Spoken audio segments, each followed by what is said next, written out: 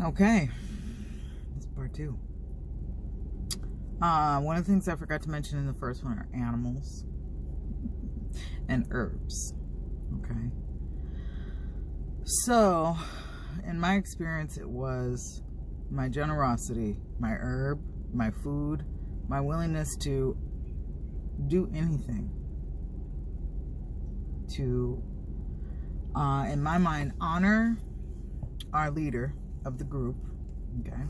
Didn't want to dishonor him, right? And I think I don't know. I'm working on that one because I see some of my own manipulation in that, because things were really changing for me and I thought I was really being supported. And I had gotten the message about the Great Mother back in 2005. And my best friend at the time, one of my best friends at the time, was coming to visit, which was pretty cool. Actually, I discovered a lot of things. And I had heard from God to think about, because by this time in spirituality, I just actually started learning a little bit about Wicca. And in Wicca, they talk about both the male and female aspects. And I thought, yeah, that makes more sense. Because even as a kid, I used to be like, how am I a girl when my parents are a boy and a woman? How did that come out? Like, how did that all happen? And I used to think about magic in that way. Like, how does that happen? And that we must be both somehow, if both of them made us, right?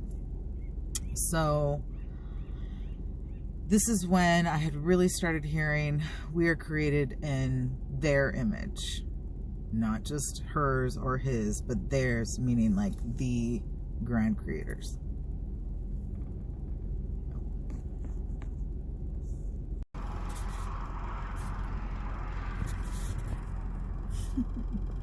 Okay, so once I had heard that, or from God, so to speak, then I had been raised pretty kind of afraid of God, you know, the male God. But I kept hearing, like, check out the female side. And I was like, waiting for like male God to be like, no, don't do it.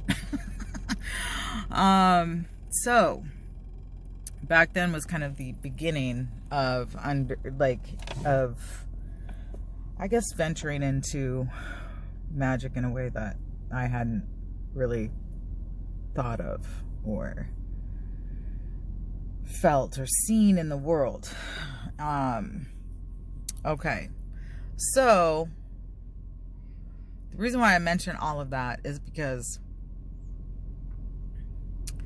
what led me to go down more of the path of the feminine aspect had started way back then. And it took me years. It took me years to fully embrace the mother aspect and really understand, like, words that we use now, like gaslight. Like, it's hard to understand a gaslight, but a gaslight would be something like, I heard a great one this morning. It would be like if you saw a raccoon and someone's like, no, that's a cat. And you're like, no, that's a raccoon. And they're like, look at it. Look at its shape. Look at its claws. That's a cat.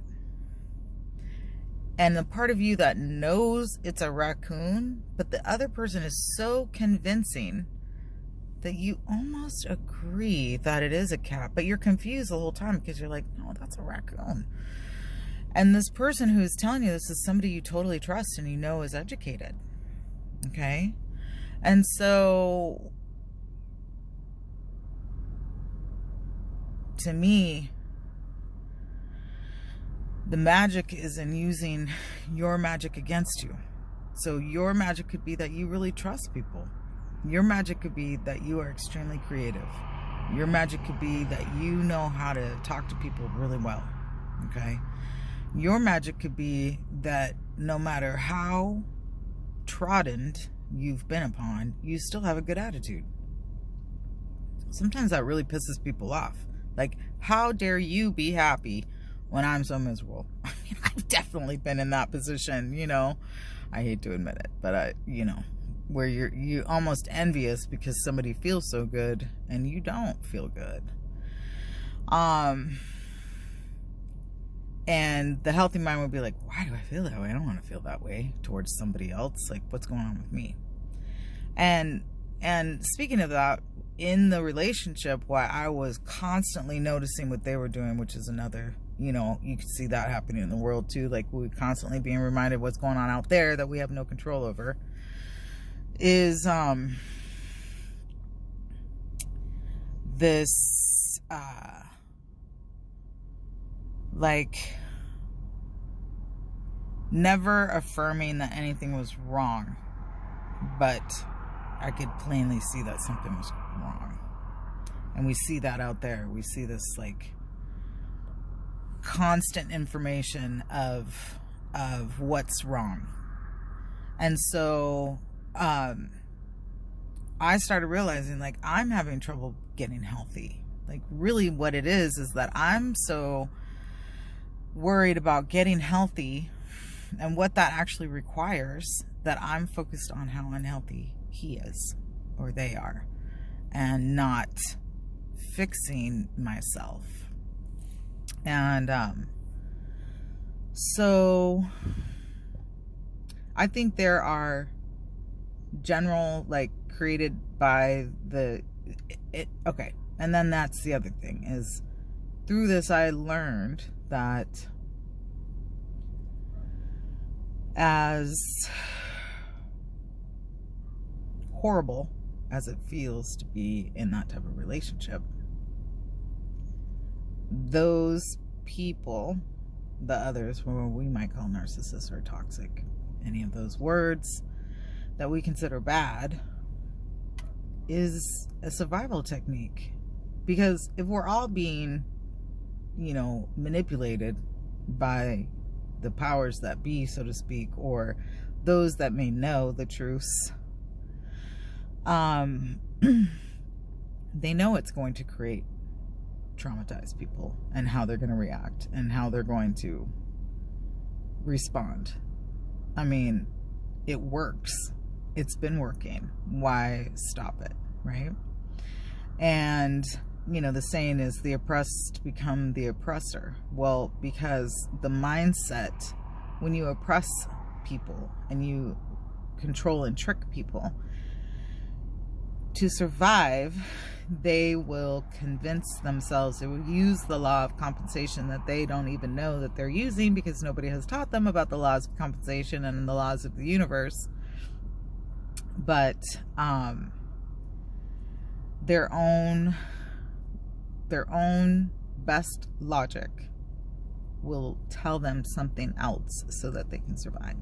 So it's heartbreaking, because you see it in certain cultures, and you see it now in the world and what it's created. And so, I mean, I have so many questions about, like, how lack and scarcity mentality or slave mentality is really instilled. And I think it's controlled belief, controlled emotions, from your mind to your gut, from what you're eating to what you're reading to what you're hearing, speaking. Okay. So where the different magic comes in. So even one of the more recent ones was like, somebody asked me to send a picture. No. Don't send pictures. Don't share your birthday. Don't share numbers. Don't share your astrology chart unless you really, really trust the group that you're in and those that are assisting you, and that the upliftment and the sharing and the encouragement is really seen and really felt. Because I really didn't see it. And even at one point, the leader told me that I was more of a narcissist than they were. And I remember standing there thinking, you're a narcissist? Wait, I'm a narcissist? Like, what do you mean?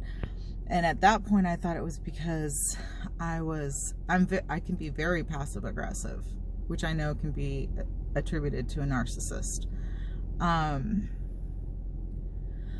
So I thought about all those things, but I also thought, like, there's nothing wrong with me asking for certain things in my own home where people are coming to visit. Like, these same people would go to other people's houses and would never do the things that they're doing at my house. Why is that? And then I had to look at myself and be like, have I done this to people? And like, yeah, I could see how in certain relationships and certain roommate situations, people probably thought I was really entitled and selfish. And so I sought to change myself. I wanted to fit in. And also my desire to want to be around people who look like me, more like me, and thought like me, because I hadn't experienced that in my life. And I also think that was taken advantage of. I'm naturally triangulated. I live in a very secluded area. I had also been in a situation, and in general, I don't totally trust the police, especially when it comes to brown people or dark brown people, especially where I'm living. And then I have just felt such guilt about the choices I had made in my childhood or in my youth that swayed me from repeating those same things, even though those were things to protect myself. I had felt so guilty about protecting myself that I thought more about protecting them. Meanwhile, they weren't really interested in how safe I felt around them. Okay. And granted, like, I had to learn emotional literacy. I had to learn to look at my own patterns. And so I could see my basic patterns. But what I couldn't see is that this person was actually spelling me on a regular basis. And I know how that sounds. And then when I would say it to certain people, they would say things like, well, we don't believe in that. That's not true. You know, can you prove it? Okay. Well, I would notice when I would take certain things down or put certain barriers around, their anger would really show up. And one of the biggest ones was finding some metal type shackles in one of our spaces and taking it down and washing it with water, and they flipped out in that moment. And I was like, what? You know, because I don't want to believe that anyone would do that. I don't want to believe that it's out there. No way do I want to believe that. Just like I don't want to believe what the government is doing, what certain religious groups are doing, what certain secret societies are doing, what my neighbor might be doing. I mean, I don't think so. I'm not calling out anybody in that way. I'm just saying that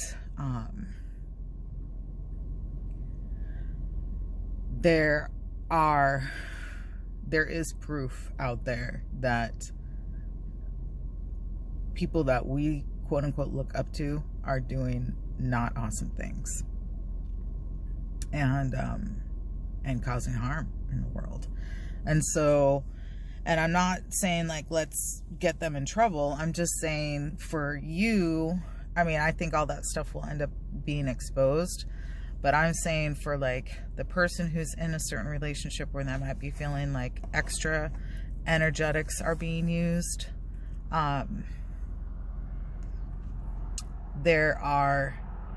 what I ultimately think is happening is that your mind, your body, and your spirit are so strong that if you took one moment every day to pause,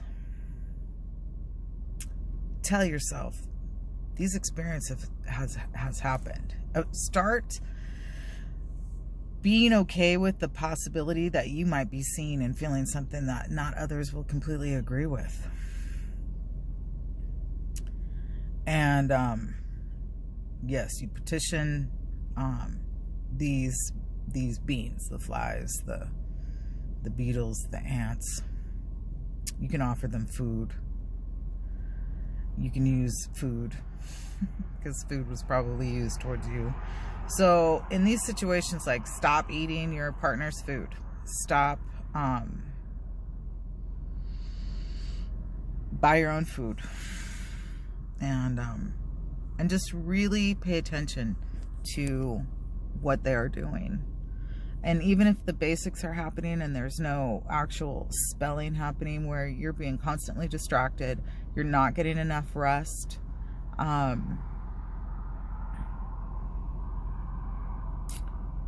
as best you can, bring in pieces of that. That's why you might see me in this vehicle often, because it's a good way to create space without having to, you know, leave, so to speak. And I still get to be outside because I love being outside. So,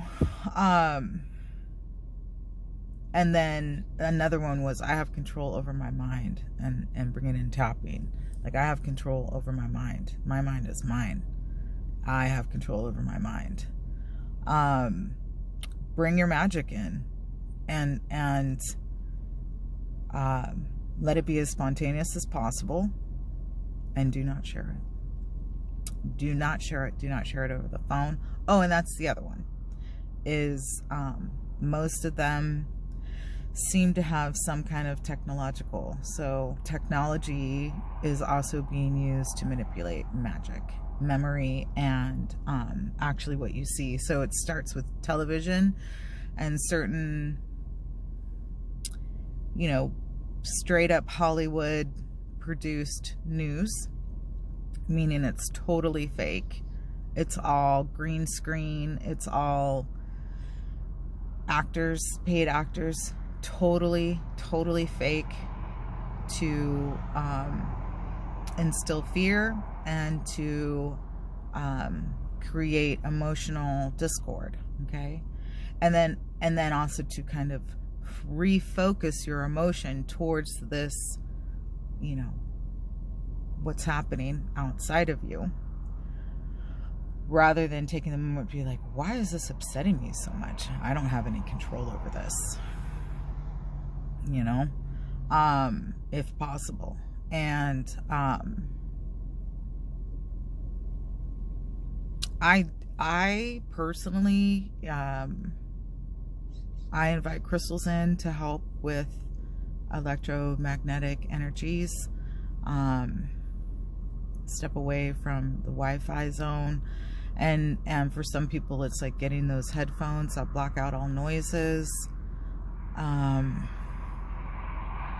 know that tapping helps. Singing, humming, music in general can shift that energy of the mind and of the internet. And then for those of you who can remember, like, the radio, or even like older years, say like MTV, and you can remember certain musicians and certain songs, look them up, listen to them, because they carry a different vibration, and will spark something within you that's kind of like youthful and free willing, you know. That may help. For the real deep dark parts, it was recognizing, taking the time. So I started watching people like Teal Swan, because I think she has a very out of the box way of thinking and addressing each person's individual experience, and also will validate, and there are others, validate and back that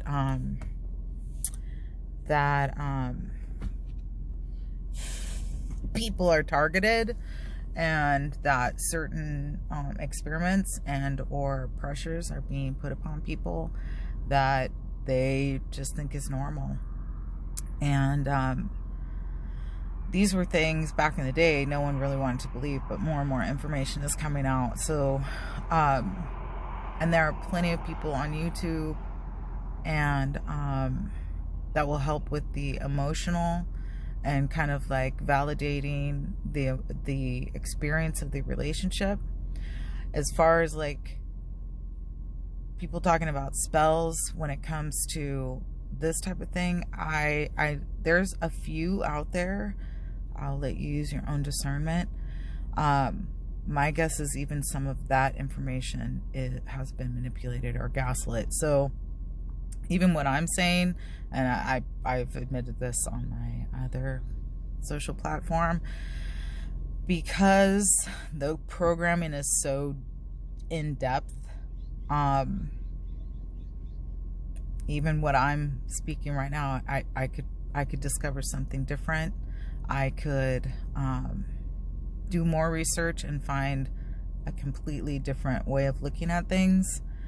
Mostly, at this point, it's so, to me, like, clear now how manipulated the system is and how it's continuous.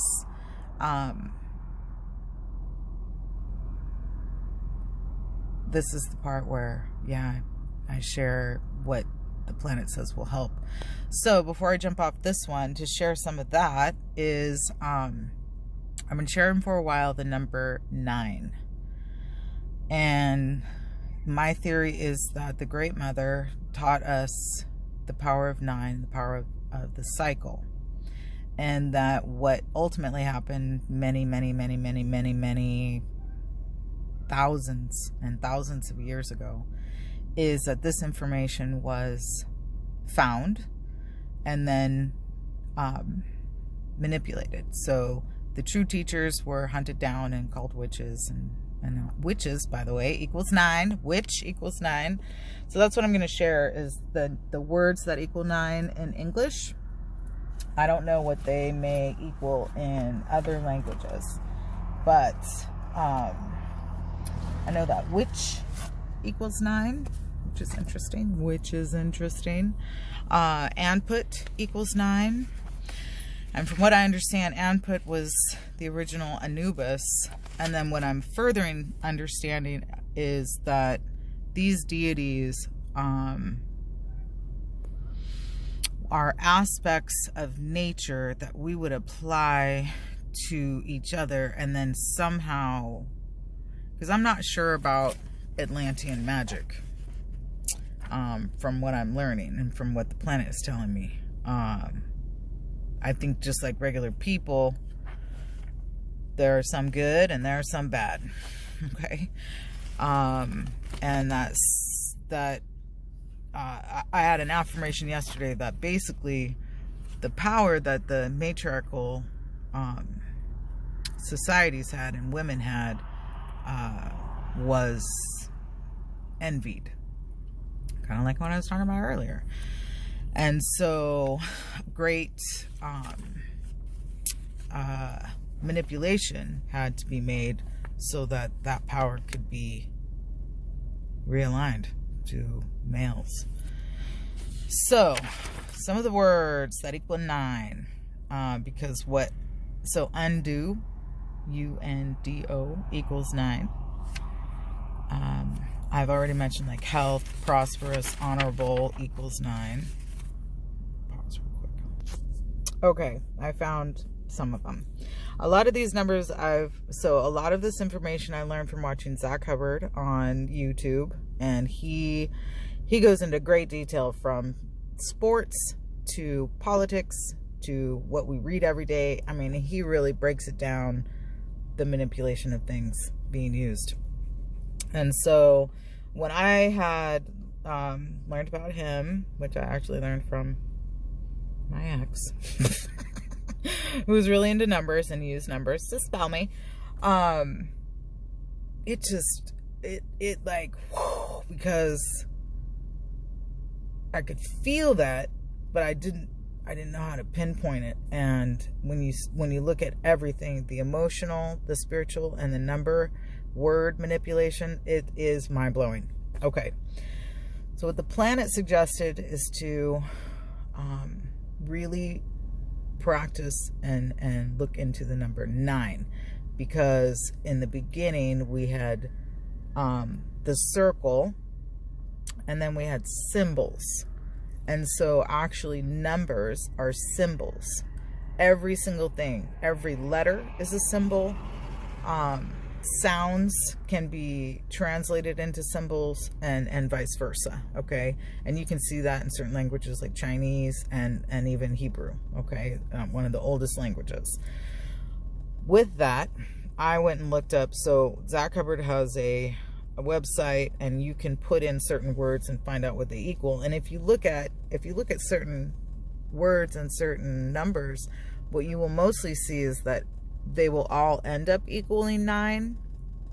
There are some that have like 7 and 11 in there. 7 and 11 actually equals 9. And so I actually started seeing how, well, my theory is there's a breakdown of this number 9 so that its energy is manipulated, using the magic against them. So they take the feminine, female magic that was communal, loving, and abundant, and then switched it so that it became more singular and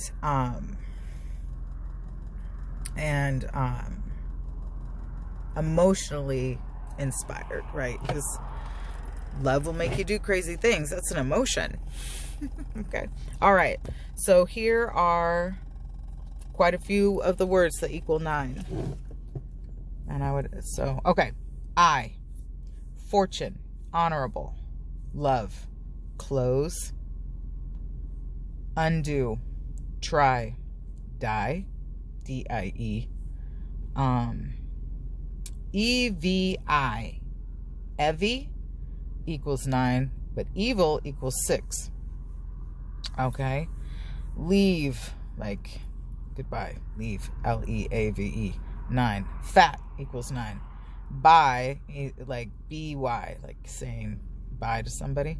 Sun equals 9. S-U-N.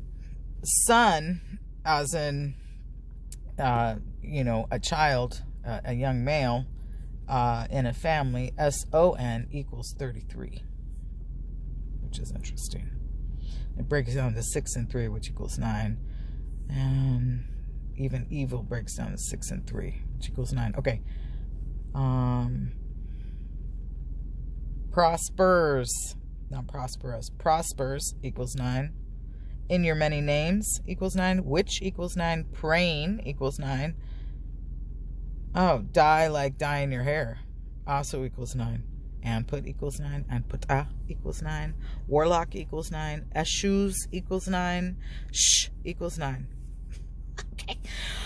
So, and then you can use times like 8:55, 9 a.m., 9:54, 9:36, 9:27, and so on. And okay, and then also, okay, well, that would be a different video. All right. I will say this. I'm going to start, when I talk about the 9-day moon calendar, I'm actually going to shift the words to the 9-day earth calendar. Because really, I'm basing it off of the earth. And the first day to me is Earth Day, not the moon. Because my interpretation is that we looked to the stars and the moon and the sun as guides. Ultimately, our first teacher was the earth. First teacher was the earth and mothers. All right, so that's part 2, and I'm not sure if there will be a part 3, but if there's a part 3, I'll see you there. All right, until next time, let's bring in fortune, love, sun, very interesting, prospers, witch, and praying. Until next time, stay witchy.